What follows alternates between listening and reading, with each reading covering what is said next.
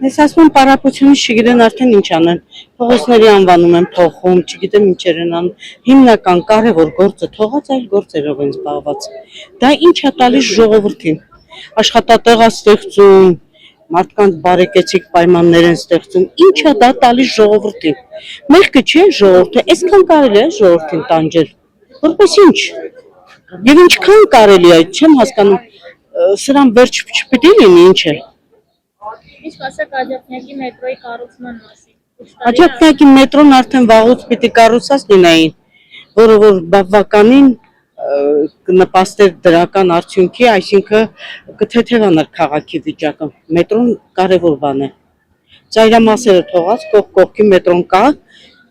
Բաղրամյան մետրո, ասենք այնտեղ շատ ավելի մոտ են էլի տարածքները, բայց Աջափնյակը ինչու չեն բանանում, պատճառաբանելով թե ավտոբուս են բերել։ Ինչ ավտոբուս։ Ինչ ավտոբուս ես դու բերել։ Մի քանի հատ Թուրքիից բերած օգտագործած ավտոբուսները սարքել են արդեն, չգիտեմ ինչ մի